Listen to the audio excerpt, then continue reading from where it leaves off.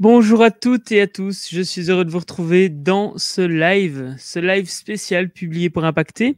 Je suis vraiment heureux de vous retrouver aujourd'hui pour vous parler de l'écriture et de la publication de livres. L'idée, c'est de pouvoir faire connaissance, de pouvoir échanger ensemble entre membres de la communauté et de pouvoir grandir ensemble. Alors la première chose que je voudrais savoir, c'est est-ce que toi qui regardes ce live, je te propose qu'on se tutoie, toi qui regardes ce live en direct ou en replay, est-ce que écrire un livre t'a déjà traversé l'esprit? En effet, si tu es dans cette communauté, c'est que très certainement tu as eu envie à un moment donné ou à un autre d'écrire et publier ton livre. Alors ça peut être un livre de non-fiction, ça peut être un livre de fiction. On va parler notamment de livres business, on va parler aussi de romans, on va parler de nouvelles, pourquoi pas aussi l'écriture de scénarios de livres, de scénarios de séries ou de films. Voilà, on va pouvoir parler de tout ça. L'idée, c'est vraiment de pouvoir échanger ensemble sur cette thématique. Et à noter que j'ai lancé une chaîne YouTube spécifique sur la thématique de l'écriture et de la publication de livres business. Donc, si ça fait sens pour toi, eh bien, regarde dans la description de ce live. Je te partagerai également deux autres groupes Facebook spécifiques. Un sur l'écriture de livres romans, de livres de fiction, je te mettrai le lien, et également un groupe spécial sur l'écriture de livres business. Comme ça, on va pouvoir vraiment se retrouver entre auteurs, que ce soit auteurs publiés par une maison d'édition, que ce soit auteurs auto-édités. Voilà, retrouvons-nous tous ensemble et échangeons et grandissons ensemble en partageant nos techniques d'écriture, en partageant plein de choses. Alors, j'espère vraiment que ça va te plaire, ce contenu. J'ai préparé une courte présentation dans laquelle je vais te dévoiler, si tu ne le connais pas encore, la différence entre livre de fiction et livre de non-fiction, et également la différence entre passer par une maison d'édition et euh, s'auto-publier. Vraiment, j'ai préparé ces deux aspects-là. J'espère que ça te plaira. Indique-le-moi en commentaire. J'ai hâte de te lire. Alors, là.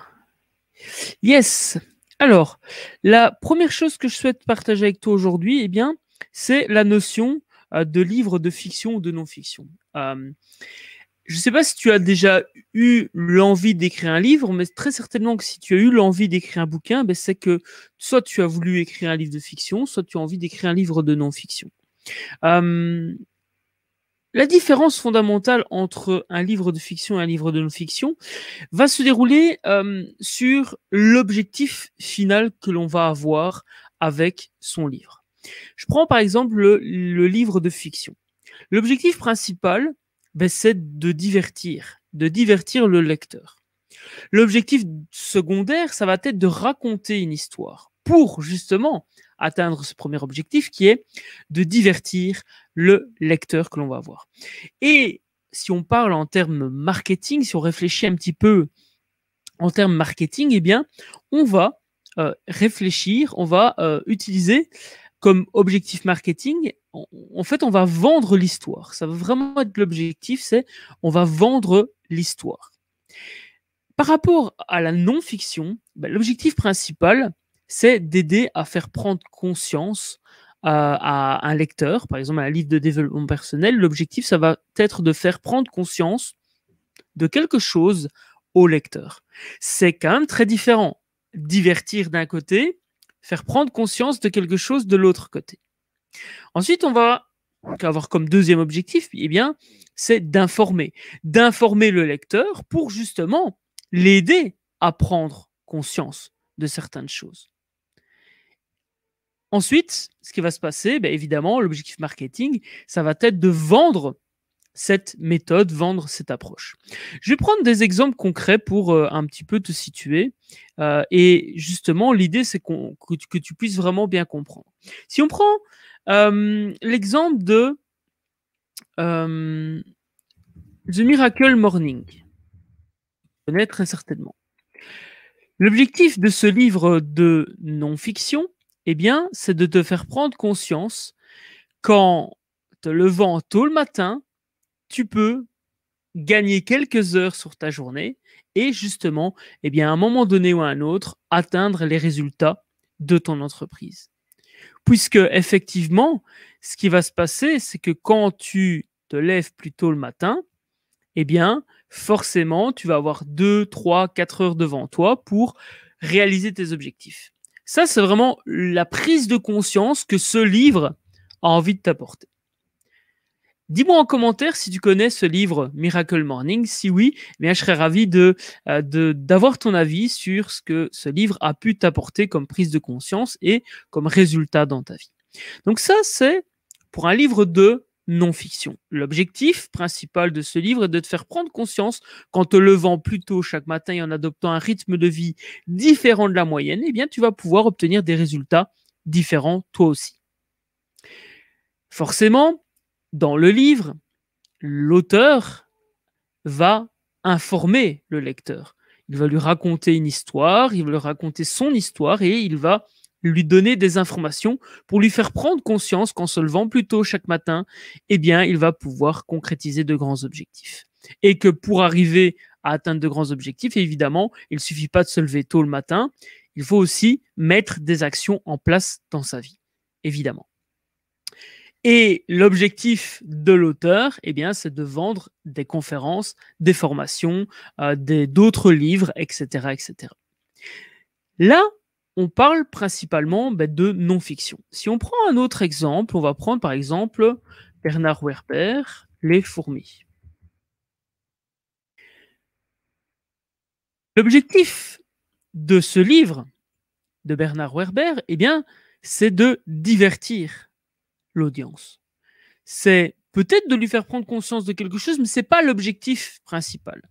L'objectif principal, c'est de divertir le lecteur, de lui donner une possibilité de s'évader. Comment est-ce qu'il va faire cela? Eh bien, il va raconter une histoire. Et forcément, si on revient à la notion de différence entre livre de fiction et livre de non-fiction, eh bien, lorsque l'on va, marketingment parlant, utiliser le bouquin, on va l'utiliser pour... on va vendre d'un côté l'histoire, pour pouvoir justement amener les gens à acheter le livre, et de l'autre côté, on va vendre la méthode ou ce que l'on appelle la grande idée, la big idea. Pour Miracle Morning, la big idea, c'est levez-vous plus tôt chaque matin, gagnez quelques heures de votre vie chaque matin et concrétiser de grands objectifs. Ça, c'est la grande idée de The Miracle Morning. Dans le livre de fiction de Bernard Werber, par exemple, eh bien, on va vendre l'histoire. Alors là, en l'occurrence aussi, on utilise le nom de l'auteur qui est extrêmement connu pour vendre l'histoire et forcément, l'objectif au final est de divertir. Indique-moi en commentaire si ça fait sens pour toi. Est-ce que tu avais déjà pris conscience qu'il existait ces deux grands types de lecture? Toi, si tu devais publier ton livre, si tu devais l'écrire et le publier, vers quel type de livre tu irais? Est-ce que ce serait plus de la fiction ou est-ce que ce serait plus de la non-fiction? Indique ça en commentaire, j'ai hâte de te lire. Hop, je reviens ici. Donc, on a vu pour l'instant à quel point il était intéressant de repérer les deux types de livres, fiction, non-fiction, et de repérer celui qui, toi, te donnerait envie. Je te présente Artemis par la même occasion. C'est mon chat, il est là. Artemis, qui est une des stars des lives, si tu me suis depuis un petit temps. Donc, on a vu différence entre fiction et non-fiction. Ce que je te propose de faire maintenant, c'est de parler d'un peu d'auto-édition. Est-ce que tu sais ce qu'est l'auto-édition? Si oui, indique-le en commentaire. Si pas, reste avec moi. Je vais te partager dans quelques secondes ce qu'est l'auto-édition. Je vérifie simplement. Hop, ici. Très bien. Ok, ce sera mieux comme ça.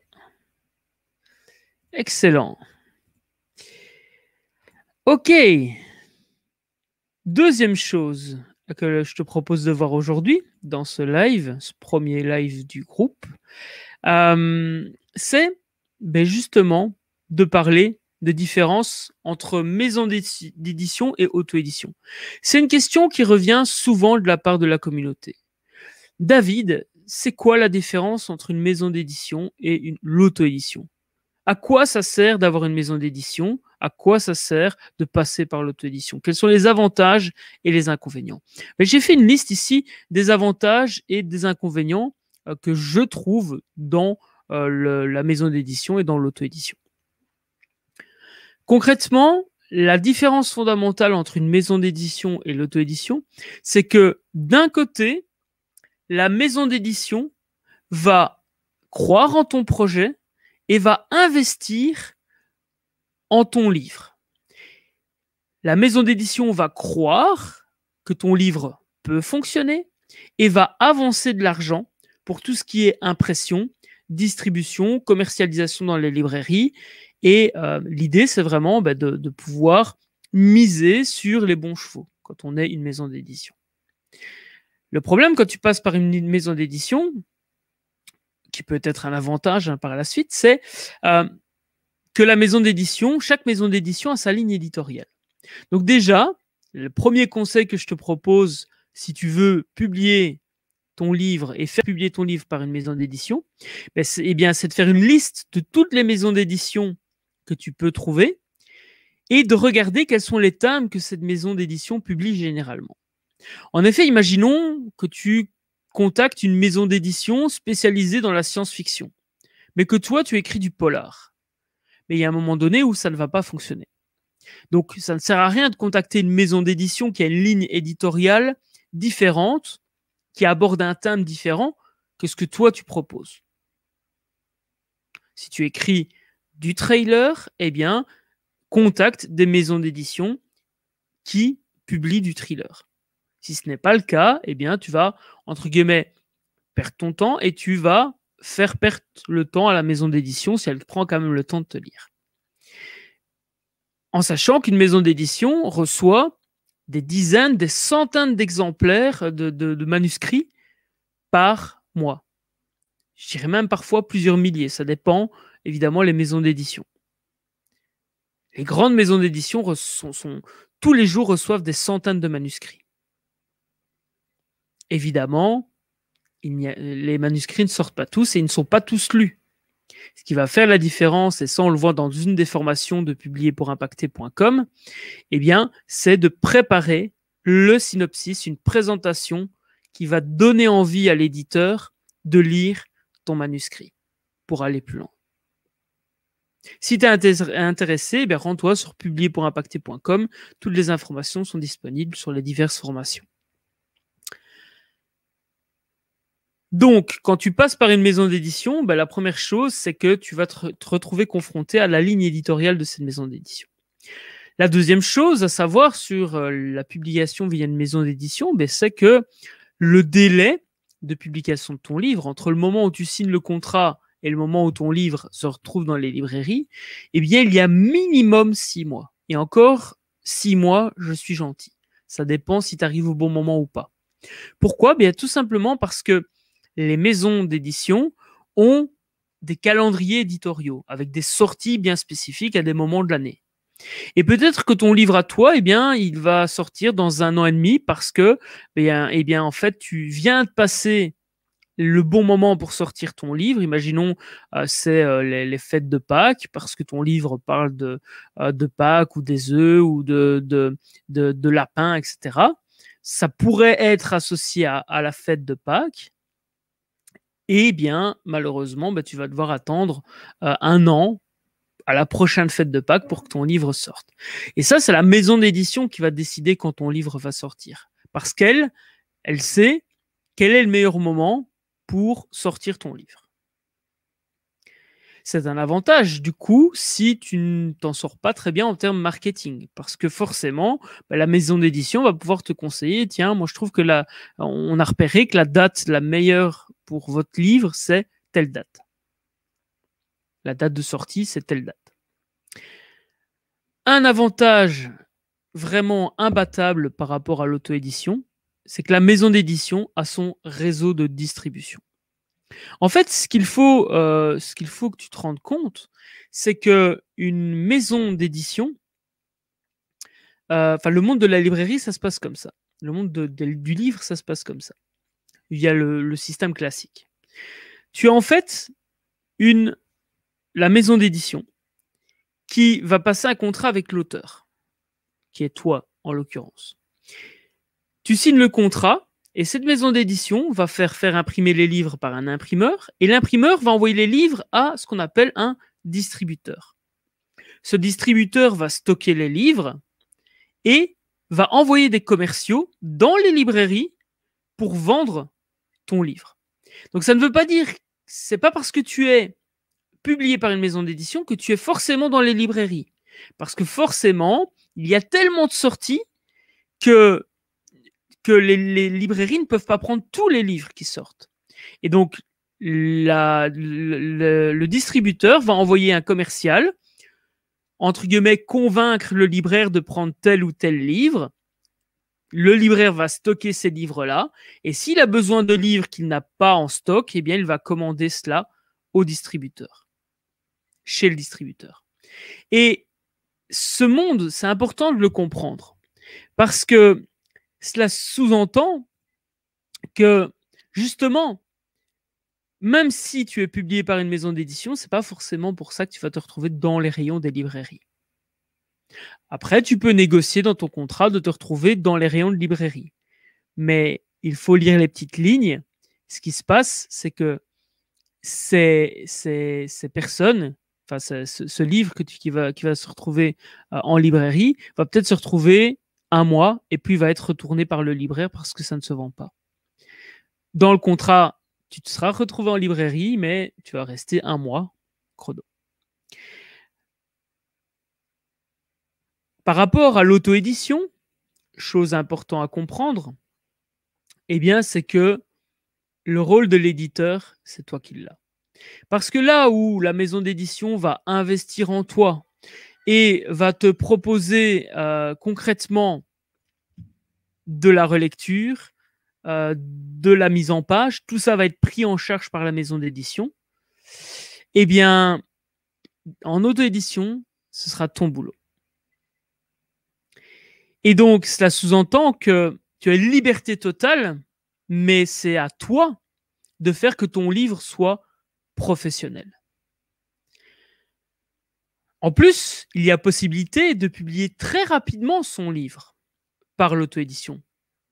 En fait, dès que ton livre est prêt, qu'il est mis en page, bah, tu peux le publier par une plateforme d'auto-édition comme Amazon Kindle, Kobo Fnac et d'autres. Ce qui est intéressant là-dedans, c'est que du coup, comme tu es libre, bah, tu peux agencer le marketing comme tu le souhaites. Une des grandes croyances, c'est que la maison d'édition va faire ta promotion.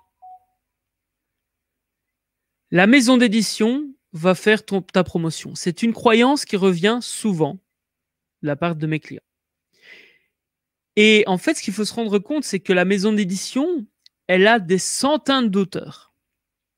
Et donc, là où elle va investir de l'argent en promotion, c'est principalement sur ses poules aux œufs d'or. Des Marc Levy, des Stephen King, des Bernard Werber, etc., etc. Amélie Nothomb, et j'en passe des meilleurs. Parce qu'ils savent fondamentalement que c'est une poule aux œufs d'or et que cette poule aux œufs d'or va rapporter de l'argent. Argent qui va permettre à la maison d'édition de prendre des risques de publier des auteurs moins connus. Donc, ce qu'il faut se rendre compte, c'est que même si tu es publié par une maison d'édition, il ne faut pas croire que tes livres vont se vendre tout seuls. Quand tu t'auto-édites, eh bien là, forcément, c'est toi qui t'occupes du marketing. Et tu as une certaine liberté aussi. Et c'est ça qui est intéressant dans l'auto-édition. Je ferai un autre épisode sur justement les avantages de l'auto-édition. Indique-moi en commentaire si ça t'intéresse, ça me fera plaisir de te lire. Et indique-moi aussi en commentaire quel est ton beau projet d'écriture si tu en as un. Voilà ce que j'avais envie de partager avec toi aujourd'hui. Alors, peut-être que tu te demandes qui je suis au final, parce que c'est vrai que j'ai pas pris le temps de me présenter dans ce live. J'étais tellement enthousiaste de partager cette valeur que j'ai même pas pris le temps de me présenter. Je m'appelle David Valls-Imaginant, fondateur de l'Académie Business Bonheur et du mouvement publierpourimpacter.com. J'ai le grand plaisir d'avoir publié 7 livres, dont plusieurs au format numérique et 3 au format papier. Je vais te les montrer. Pour l'Académie Business Bonheur, eh bien, j'ai sorti une série de 2 livres, Destination Business Bonheur et Mets du bonheur dans ton business, qui sont des livres de non-fiction qui invitent les entrepreneurs à créer une activité qui fait sens pour eux et qui leur apporte plus de joie, plus de liberté et plus de revenus au quotidien. Rappelle-toi, je parlais tout à l'heure de non-fiction et je parlais de le fait de promouvoir une méthode.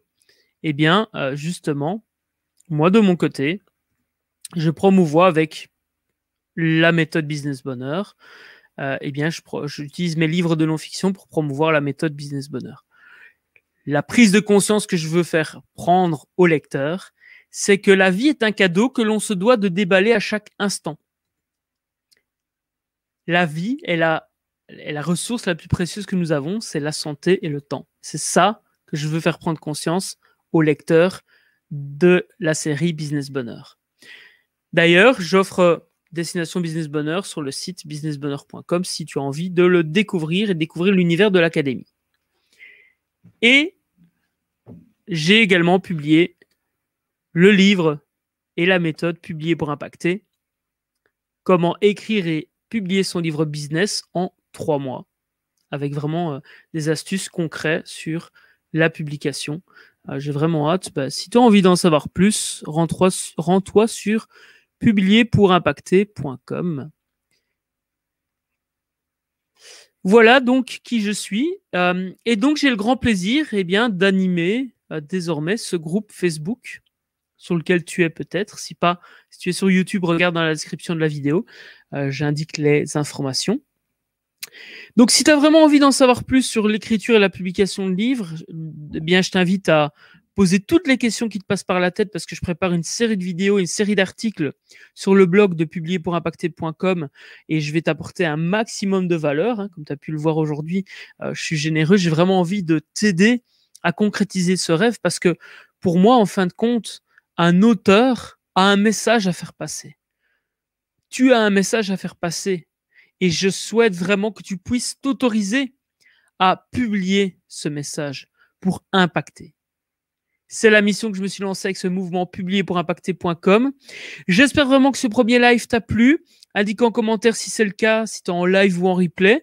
Je te souhaite en tous les cas le meilleur. On se retrouve très très rapidement. Surveille les événements du groupe et regarde dans la description. Je t'ajoute donc les 2 groupes Facebook spécifiques pour l'écriture de livres business, pour l'écriture de livres de fiction, donc romans, nouvelles, scénarios de séries ou de films. Je te mets le groupe dans la description et il y a également la chaîne YouTube si tu as envie de la rejoindre. Je te souhaite tout le succès que tu mérites. Rappelle-toi que tout est possible à partir du moment où tu l'as décidé et à partir du moment où tu mets des actions en place. Impact positif et bienveillance. C'était David de publierpourimpacter.com. À très vite